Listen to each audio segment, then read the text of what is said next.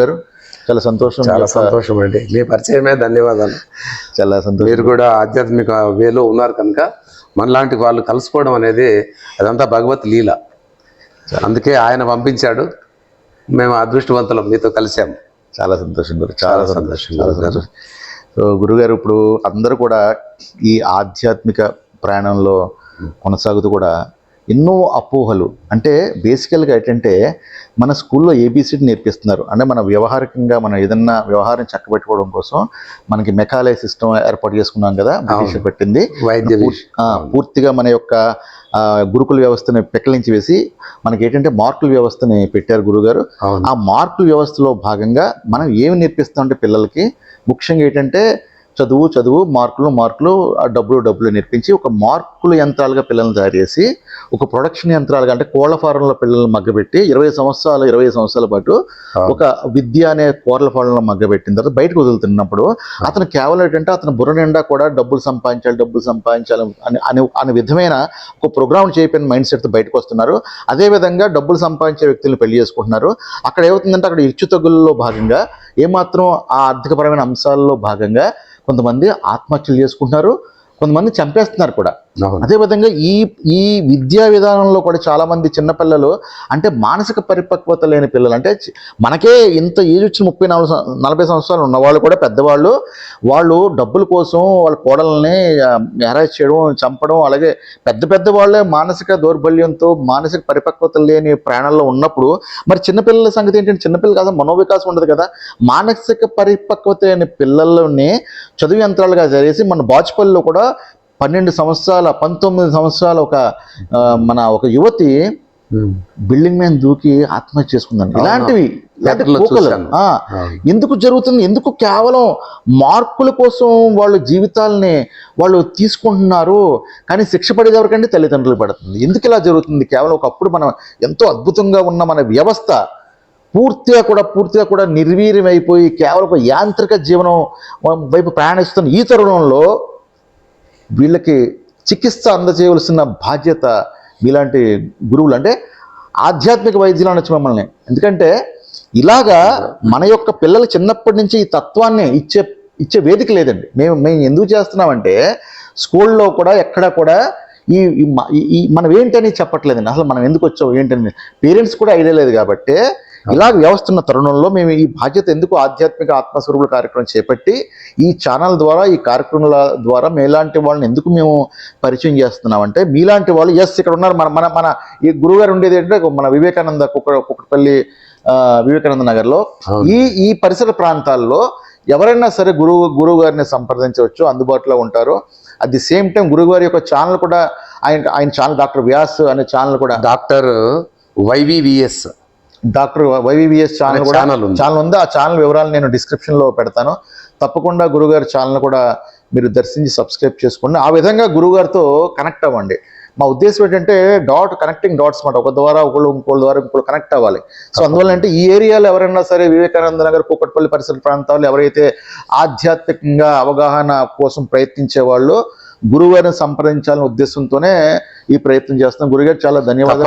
తప్పకుండా అండి. ఇప్పుడు మనం స్కూల్లో అయితే ఏబిసిలు చెప్తున్నారు గురువుగారు, మన వ్యవహారికంగా ఏదో మనం చక్కబెట్టుకోవడానికి కానీ మనం ఏంటో తెలుసుకోవడానికి ఎలాంటి వేదిక లేదు కదా.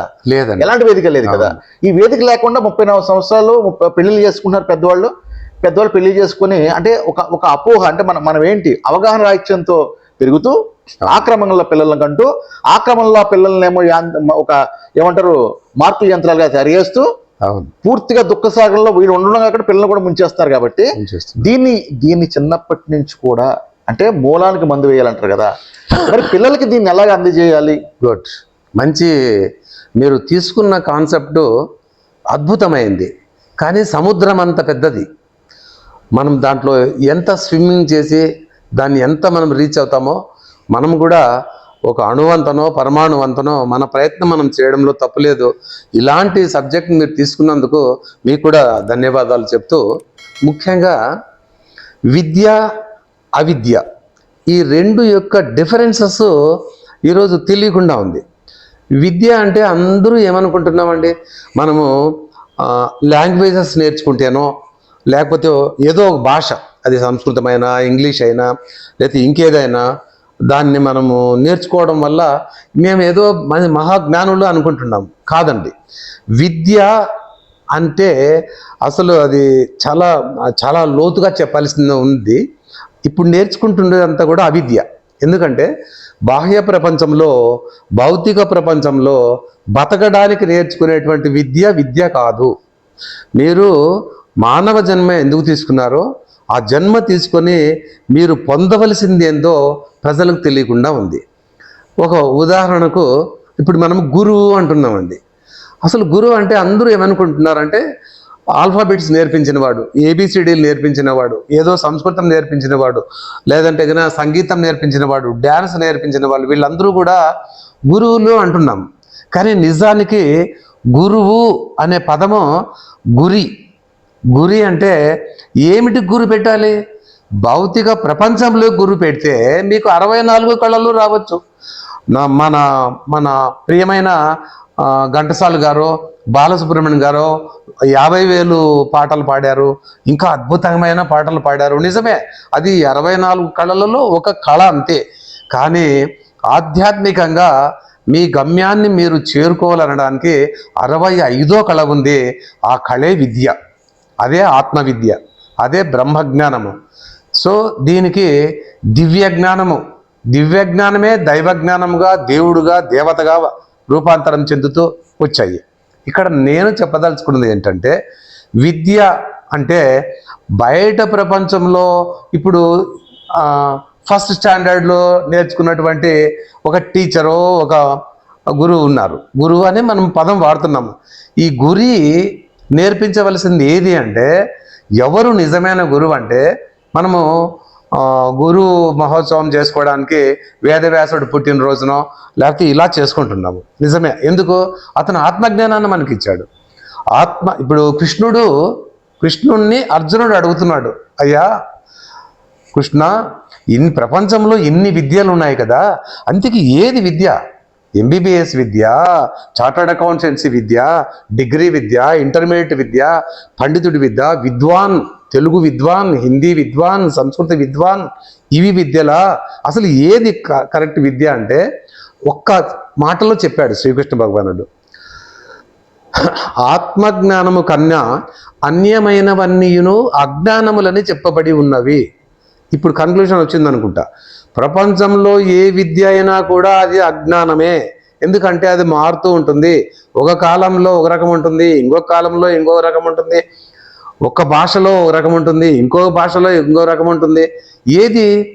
ఇప్పుడు ఒక ఆయన అనుకుంటాడు, నేను 1000 పద్యాలు రాశానండి, నేను పండితుడు అనుకుంటాడు. నువ్వు పండితుడు కాదురా నాయన, పండితుడు కాదు. ఎందుకు అట్లా అంటున్నాను? వాళ్ళకు కూడా కోపం వస్తే రావచ్చు. నేను అనేది ఏంటంటే, నీవు పండిపోయి ఉండాలి. ఎందులో? ఒక భాషలోనో ఒక సబ్జెక్ట్ మీద కాదు. నువ్వు ఆత్మజ్ఞానంలో నీవు పూర్తిగా పండితే, ఇప్పుడు ఒక చెట్టు ఉంది, ఆ చెట్టుకు పువ్వు ఉంది, ఆ పువ్వు మొగ్గ అయింది, మళ్ళీ పింజ అయింది, పింజ మళ్ళీ కాయ అయింది, కాయ నిదానంగా అంచలంచలుగా మాగింది, అప్పుడు అది పండు. ఇక్కడ పండితుడు అంటే అలా సర్వజ్ఞుడు, సమస్త జ్ఞానము కలిగిన, పూర్తి సంపూర్ణ జ్ఞానము కలిగిన వ్యక్తే పండితుడు. ఇప్పుడు చెప్పండి, ఎవరు పండితులు? ఒక భాషా పండితుడా? సపోజు మీరు ఒక ఇంగ్లీష్ లిట్ అనుకోండి, అతను ఇంగ్లీష్లో మాట్లాడుతుంటే ఆహా ఓహో అనుకుంటున్నాం. అది బయట ప్రపంచంలో బతకడానికే పనికొస్తుంది. సో సంస్కృత పండితుడు, తెలుగు పండితుడు, ఎవరైనా సరే ఏంటది? ఒక భాష. పూర్తి ఒక భాష అన్న వస్తుందా అంటే, ప్రతి భాష ఒక సముద్రం లాంటిదే. ఇక్కడ భూమి మీద ప్రస్తుతానికి నడుస్తున్న భాషలు 1,40,000 భాషలు ఉన్నాయి. అంతరించిపోయిన భాషలు ఒక 80,000 ఉన్నాయి. ఏ భాషలో నువ్వెంత నేర్చుకుంటే నువ్వు పండితుడివి. కనుక భౌతిక ప్రపంచంలో ఉన్న ఏ జ్ఞానమైనా అది జ్ఞానం కాదు, ఆధ్యాత్మిక ఆత్మజ్ఞానమే జ్ఞానం అని కృష్ణ భగవానుడే చెప్పాడు. ఇక్కడ గురువు అయితే ఫస్ట్ స్టాండర్డ్ గురువా, ఎల్కేజీ గురువా, 10th క్లాస్ గురువా, లెక్చరర్ గురువా? గురువులు ఈ కాలంలో విద్యలో ఒక అబ్బాయి లేదా ఒక అమ్మాయి ఒక 20 సంవత్సరాలు వచ్చేటప్పటికి 100-150 మంది గురువులు మారిపోతారు. ఎవరు గురువు? సో గురువు అనే దానికి అర్థం లేకుండా పోయింది. ఎవరైతే నీ జన్మకు కారణమైనటువంటి నీ ఆత్మ వైపు నీకు చూపిస్తాడో అతనే గురువు. సో అదే విద్య అని మనకు తెలుస్తుంది. ఇక మన మిత్రుడు అడిగిన బాధాకరమైన విషయం ఏంటంటే, ఈ రోజుల్లో పిల్లలు ఎటు వెళ్తున్నారు? చాలా భయంకరమైన విషయం ఏంటంటే, ఈరోజు ఉన్నటువంటి మనకు అత్యంత ఉపయోగకరమైనటువంటి గొప్ప సాధనము ఇంటర్నెట్. అదే ఇంటర్నెట్కు రెండు పదులు ఉన్నాయి. ఒకటి చెడిపోవడానికి పనికొచ్చేది, ఇంకొకటి జ్ఞానాన్ని పెంపొందించుకోవడానికి పనికొచ్చేది. ఇదే ఇంటర్నెట్ 5 నిమిషాలు లేకుండా పోతే బతకలేని స్థితికి అందరూ వచ్చారు. ఇదే సెల్ ఫోన్ కావచ్చు, ఇంటర్నెట్ ఉపయోగించడం కావచ్చు, అందులో ఆటలు కావచ్చు, ఎడ్యుకేషన్ కావచ్చు, పనికి మాలినటువంటి వ్యర్థమైనటువంటి ప్రోగ్రామ్స్ కావచ్చు, రాజకీయాలు కావచ్చు, దొంగతనాలు కావచ్చు, చోరీలు కావచ్చు, ఏదో రేటింగుల కోసము పిచ్చివన్నీ పెట్టేస్తున్నారు. ఇవన్నీ కూడా ప్రపంచాన్ని నాశనం చేస్తున్నాయి. ఇప్పుడు నేర్చుకుంటున్న ఈ విద్యార్థులు ఏదైతే ఉన్నారో వాళ్ళు ఎందుకు పుట్టారో తెలీదు, ఏమి అవుతారో తెలీదు. నేనున్నానండి, నాకు 2 పిల్లలు, ఆ 2 పిల్లల్ని చిన్నప్పటి నుంచి చదివించేశాను, బాగా పెద్దవాళ్ళు అయిపోయారు. ఏం చేశారు? ఒకరు ఇంజనీర్ అయినారు, ఇంకోరు ఏదో అయినారు. సో వాటికి అయిపోయిందా? పేరెంట్స్కి, కుటుంబానికి, బంధుత్వానికి, స్నేహానికి, బంధాలు ఈరోజు పిల్లల్లో ఉన్నాయా? ఒక్కసారి మీరు గమనించినట్లయితే స్పెషల్లీ మన దేశంలోనే మానవ సంబంధాలు మృగ్యమైపోయాయి. యాంత్రిక జీవనంలో ఉన్నారు. మన సోదరుడు ఒక వర్డ్ వాడాడు, సృజనాత్మకత. చాలామంది మనము సృజన అని మాట్లాడుతుంటాము. సృజన అంటే ఏంటో తెలీదు, ఊరికే వాడేస్తున్నాము. యాంత్రిక జీవనానికి ఆపోజిట్ వర్డ్ సృజన. సృజనతో నీవు చేసిన ఏ చిన్న వాక్య అయినా, రచన అయినా, ఒక బొమ్మ అయినా, ఒక ఆర్ట్ అయినా, ఏదైనా అది చిరస్థాయిగా, ఇప్పుడు మోనాలిసానో ఏదో బొమ్మ వేశారు, ఆ బొమ్మ కోట్లు చేస్తుంది. అలాగే ఎంతోమంది ఆర్టిస్టు, రవివర్మ గురుజీ ఉన్నాడు, ఆయన వేసిన బొమ్మలు కోట్ల లక్షల విలువలు చేస్తున్నాయి. ఎందుకు అలా చేస్తున్నాయి అంటే, సృజనాత్మకంగా ఏదైతే నీవు చేస్తావో, నీ జీవనం కూడా సృజనాత్మకంగా ఎప్పుడైతే మలుచుకుంటావో, నీవు మోక్షానికి, తర్వాత కైవల్యానికి, ఆ స్థితికి, దైవత్వానికి చేరుకోవడానికి సృజనే కారణమవుతుంది, యాంత్రిక జీవనము కాదు. యాంత్రిక జీవనంలో నువ్వు లక్షలు సంపాదించవచ్చు, కోట్లు సంపాదించవచ్చు, కీర్తి సంపాదించవచ్చు, 10 మందిని సంపాదించవచ్చు. ఇవేవి నిజాలు కాదు. సృజనతో నీవు నీ దివ్యత్వాన్ని, నీలోనే ఉన్న దివ్యత్వాన్ని నీవు పొందడంతో నీ జన్మ పూర్తిగా పరిణితి చెందినట్టుగా మనం భావించవలసింది ఉంది. ఇది ఎవరికి అర్థమవుతోంది?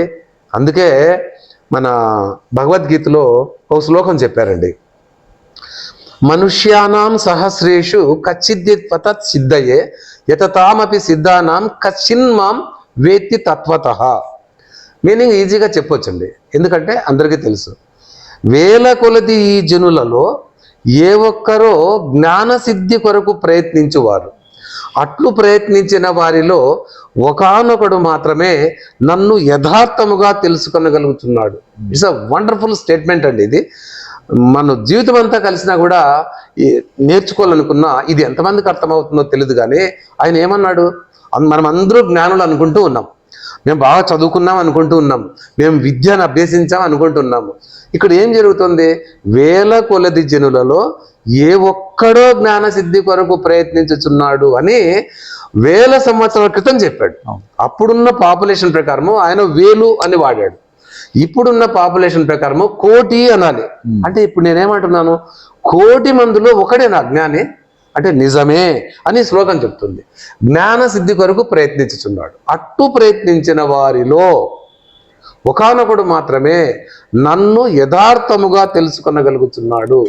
ఇక్కడ మనము చాలామంది పప్పులో కాలేసేటువంటి విషయం ఏమంటే, ఆ మహానుభావుడు కృష్ణుడు నన్ను తెలుసుకొనగలుగుతున్నారు అన్నప్పుడు మనం అందరూ కూడా ఏలు ఇట్లా పెట్టి చూపించి ఆ కృష్ణ భగవాను తెలుసుకొనగలుగుతున్నాడు అనే భ్రమలో మనం ఉన్నాము. ఆయన అలా ఎక్కడ చెప్పలేదు. 100 శ్లోకాల్లో, భగవద్గీత 100 శ్లోకాల్లో నేను గురించి చాలా వివరంగా చెప్పాడు. ఎవరికి వాళ్ళు నేను అనుకోవాలి. నేను అనుకున్నప్పుడు జ్ఞానసిద్ధి కొరకు నా లోపలనే ఉంది జ్ఞానము. భాండాగారం ఉంది. ఈ భాండాగారము నిధి, దీన్ని సన్నిధి అంటాం. ఒక కీర్తన ఉందండి, నిధి సుఖమా సన్నిధి సుఖమా అని ఒకటి ఉంది. ఇక్కడ నిధి అన్నప్పుడు బయట అష్టైశ్వర్యాలన్నీ కూడా నిధులే కావచ్చు, కానీ నీ సన్నిధి అంటే నీ దైవము ఉన్నటువంటి స్టేట్కి నువ్వు వెళ్ళితే ఆ నిధి సుఖము, అదే నీ జీవితానికి పరమార్థము, అదే నిన్ను తీరానికి చేరుస్తుంది, మోక్షానికి చేరుస్తుంది. ఇంతటి దివ్యమైనటువంటి జ్ఞానాన్నే మన ఆధ్యాత్మిక శ్లోకాలు, ఆధ్యాత్మిక విషయాలన్నీ అందిస్తుంటే ఏమాత్రమూ అర్థం కావడం లేదని ఒక చిన్న ఆవేదనతో నేను చెప్తున్నాను. అలాగే ఇది అర్థమైతే ఇప్పుడున్న పిల్లలు, పెద్దలు అందరూ కూడా అద్భుతంగా మానసికంగా బ్రహ్మానందంతో జీవించగలుగుతారు అని ఈ శ్లోకాలు చెప్తున్నాయి. మనకైతే తక్కువ సమయం ఉంది, మనకు సోదరుడు ఈ మాత్రం అవకాశం ఇచ్చినందుకు నేను ధన్యవాదాలు చెప్తున్నాను. కానీ ఎంత చెప్పినా తనివి తీరనిది నీవు నీ లోపలికి చేరుకోగలిగితే అంతకు మించింది ప్రపంచంలో, విశ్వంలో ఏది లేదు. నీ సన్నిధిలో దొరకంది ఏదీ లేదు. ఇది ఖచ్చితంగా. ఒక చిన్న పాటతో ముగిస్తానండి. దీనులను కాపాడుటకు దేవుడే ఉన్నాడు, దేవుని నమ్మినవాడు ఎన్నడూ చెడిపోడు. ఈ పాట ఇలా కొనసాగుతూ ఆకలికి అన్నము, వేదనకు ఔషధం, పరమాత్ముని సన్నిధికై రావే ఓ మనసా. సన్నిధి, మనము అయ్యప్ప స్వామి అక్కడికి వెళ్ళినప్పుడు అక్కడ సన్నిధానం అంటున్నాం, ఇక్కడ సన్నిధి అంటున్నాం. సన్నిధి మీలోనే ఉంది. మీరు బయటపడి ప్రయాసపడి తిరగాల్సిన అవసరమే లేదు. మీ సన్నిధిని, మీ గురి లోపలికి చూపించేవాడే గురువు. ఆ గురువే గురువు. దీనికి కూడా ఇవి పెరగాల్సి వస్తుంది, తప్పదు. అవసరమైంది వాడుకోండి. ఎవరు గురువు అన్నప్పుడు వేమన మాట అంటున్నాడు, కాదు కాదు గురులు కాగుణితము చెప్ప, శాస్త్ర పాఠములను చదివి చెప్ప, ముక్తిదారి చూపు మూలం ముగుడురా, విశ్వదాభిరామ వినురవేమా. మనం ఏమనుకుంటున్నాము, అక్షరాలు నేర్పించేవాడు, శాస్త్ర పాఠాలు చదివి వినిపించేవాడు, వీళ్ళంతా గురువులుగా భావిస్తున్నాము. కాదురా నాయన, వీళ్ళందరూ గురువులు కాదు. ఖచ్చితంగా వీళ్ళు భౌతిక ప్రపంచంలోని జ్ఞానాన్ని జిరాక్స్ కాపీలాగా అందించే వాళ్ళే తప్ప, ఇది మనసుకు పుస్తకంలో ఉన్నదాన్ని మస్తకానికి ఎక్కించడానికి పనికొస్తుంది, మస్తకంలో ఉన్నదాన్ని పుస్తకాల్లోకి ఎక్కించే పనికొస్తుంది. కానీ గ్రంథము అంటే నీ ఏ చక్రం అయితే ఉందో, సహస్రారం ఉందో, అక్కడ నీ ఆజ్ఞా చక్రం నుంచి గ్రంథి నుంచి వెలువడి ఉండేదే గ్రంథము. అంతే తప్ప ఇవన్నీ పుస్తకాలు అశాశ్వతమైనటివి. ఇది జ్ఞానము. ఈ గురువుని, ఈ శాస్త్ర పాఠాలు చెప్పే గురువుని కాకుండా మీకు మీ గమ్యాన్ని, మీ దివ్యత్వాన్ని, మీ ఆత్మను మీ వెళ్ళేలా చూపించేవాడే గురువు అని వేమన ఎన్నడో చెప్పాడు. కనుక ఈ అద్భుతమైనటువంటి విషయాలనే నా సోదరునితో పంచుకోవడానికి భగవంతుడు మాకు కల్పించినందుకు మీకు కృతజ్ఞతలు చెప్తూ, మీరు ఏమి అడిగితే నేను చెప్పగలను. నాకు యోగా క్లాసెస్ ఉండేటువంటి, నాకు 42,000 మంది స్టూడెంట్స్ ఉన్నారు. నాకు 70 years. నేను 60 సంవత్సరాల నుంచి మా పెద్దల నుంచి ఉన్నటువంటి వైద్య విద్యని నేను అభ్యసిస్తున్నాను. ప్రభుత్వం అడుగుతుంది కనుక కొన్ని కోర్సెస్, నేను గవర్నమెంట్ కోర్సెస్ చేశాను. కానీ మాకు సొంత ఫార్ములేషన్స్ ఉన్నాయి. నేను అన్నీ కూడా చాలా పెద్ద డిసీజులు అండి, అంటే బాగవుతాయి అనేటువంటి ఆశ వదిలిపెట్టినట్టువి నేను చేస్తూ ఉంటాను. చెప్పడానికి సులభంగా ఉంటుంది. కార్డియోమయోపతి అని, హెర్పీస్ జోస్టర్ అని, సోరియాసిస్ అని, సైనోసైటిస్ అని, డైలేటెడ్ కార్డియోమయోపతి అని, ఆస్తమా అని, ఇలా ఇంకా ఏవైతే మీరు దీంట్లో నివారణ కాకుండా ఉంటాయో అలాంటివి నేను గట్టిగా దృఢంగా చెప్పగలుగుతున్నాను. క్యాన్సర్స్ కూడా కొన్ని రకాల క్యాన్సర్స్ చేయొచ్చు. తాగి తాగి తాగి లివర్ చెడిపోయిన వాళ్ళకి గ్రేడ్ 2 వరకు, గ్రేడ్ 4 వరకు ఉంటుందండి. గ్రేడ్ 2 వరకు నేను కొన్ని వందల కేసులు అయితే చేశాను. చాలా ఆడుకుంటూ సులభంగా చేయొచ్చు. నేను ఎంత సేవ ఆ భగవంతుడు చేయిస్తే అంత నేను చేయాలని ఉంది. ఈ జ్ఞానాన్ని పంచాలని ఆ మహర్షులకున్నంత తపన నాకు, సోదరునికున్నంత తపన నాకు ఉంది. దీనికి మీ అందరూ సహకరిస్తారని, మీరు మాకు తోడ్పడతారని. జై గురుదేవ్. జై గురుదేవ్. చాలా ధన్యవాదాలు గురుగారు, చాలా అద్భుతంగా చెప్పారు. అంటే దేహానికి మాత్రం కాదు వైద్యం, అలాగే ఆధ్యాత్మిక అంటే ఆత్మకు కూడా చెప్పాలండి. ఆధ్యాత్మిక వైద్యులు కూడా రెండు కోణాలను ఒకే వ్యక్తిలో ఉండడం చాలా అరుదైన మనం చూస్తున్నాము.